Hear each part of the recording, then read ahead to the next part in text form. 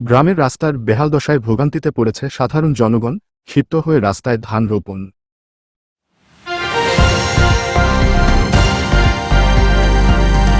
বাগেরহাটের চিতলমারী উপজেলাধীন বড়বাড়িয়া ইউনিয়নের ৮ নং ওয়ার্ডের বড়বাড়িয়া মৌজা থেকে বড়বাড়িয়া চোরপাড়া চাঁদ মিয়ার বাড়ি পর্যন্ত এবং বড়বাড়িয়া চোরপাড়া বাসতলা অমল মাস্টারের বাড়ি হইতে বড়বাড়িয়া বাজারমুখী বাইপাস রোড এখনও কাঁচা রয়েছে। সব মিলিয়ে প্রায় ৩ কিলোমিটারের অধিক রাস্তার এই বেহাল দশা উন্নয়নের জন্য এলাকার সাধারণ জনগণ স্থানীয় সরকার প্রতিনিধির কাছে বারবার এই রাস্তাটির সংস্কার কাজের জন্য বিশেষভাবে অনুরোধ জানালেও তার কোন সুফল পাওয়া যায়নি, যার জন্য ভুক্তভোগী এলাকাবাসী এক পর্যায়ে ক্ষিপ্ত হয়ে রাস্তায় ধান রোপণ করেন। এ বিষয়ে স্থানীয় জনগণের সাথে কথা বললে তারা জানান, তৎকালীন স্থানীয় সরকার প্রতিনিধির সাথে এলাকাবাসী বারবার কথা বললেও তিনি আশ্বস্ত করলেও নেয়নি কোন পদক্ষেপ। যাতায়াতের একমাত্র মাধ্যম হওয়ায় স্থানীয়রা খুবই ভোগান্তিতে পড়েছে বলে জানান ডিএসসিটিভিকে এবং তারা দ্রুত এর থেকে পরিত্রাণ পাওয়ার জন্য এবং সরকারের দৃষ্টি আকর্ষণ করার জন্য কোন পথ না পেয়ে তারা এই কাজটি করেছে বলে জানান। আমরা দামাত করি, এই জন্য আমাদের রাস্তা হয় না ভাই। আমরা এখন ধান লাগাই, আমরা চাষ করতেছি, আমাদের দমে গান যাইতে পারে না, অত্র ছেলেমেয়েরা যাতে পারে না, রোগী নিয়ে যাতে পারে না, গাড়ি উঠে যায়, গাড়ি উঠে নামাতে হয়, আবার বাড়ি থেকে আবার রাস্তায় মেইন রাস্তায় নিয়ে টাইনে উঠতে হয়। এই অবস্থা আমার করুণ অবস্থা ভাই। আমরা এখন হজরে নামাজ পড়তে গেলে কাদা লেগে যায়, আমাকে মসজিদে যাইতে পারি না, এত কষ্ট আমাকে করবো কি আল্লাহ। আমার কপালে লাগছিল এই 17 বছর খাইছে কিছুই করতে পারল না।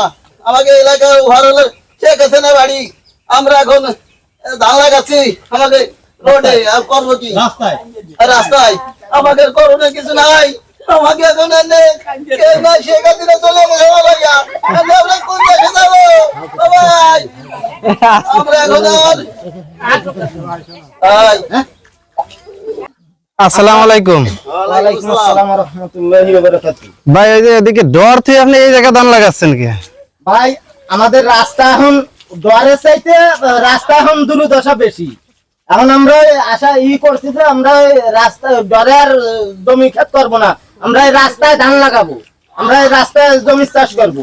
আপনি না লাগালেন, কিন্তু আপনার ছেলে মেয়ে ভাই ব্রাদার এরা কি করবে? এখন কি করবো, আমাদের পরিবেশ হয়ে গেছে বিগত 17 বছর এই রাস্তা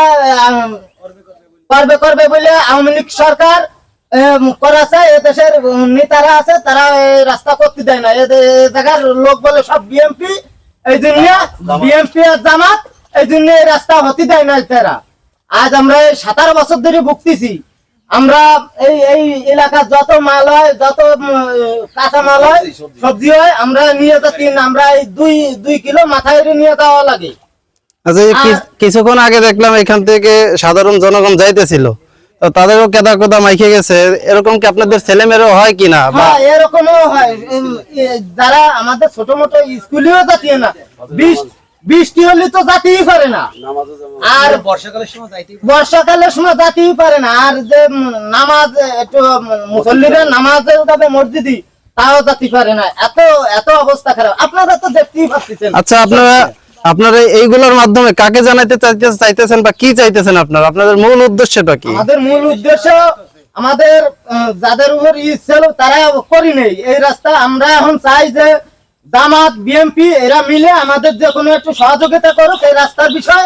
এই রাস্তাটা যাতে হয়, আমাদের ছেলে মেয়ে মুরব্বীরা যাতে চলাচল করতে পারে, আমরা যাতে সবজি মবজি নিয়ে যাতে পারি, একটা বিশেষ করে একটা কোনো বাচ্চা কাচ্চা হওয়ার কোনো রুগী নিয়ে আমরা জাতিহীন কোন কারণে এই কাদার মধ্যে দিয়ে গাড়ি চলে না।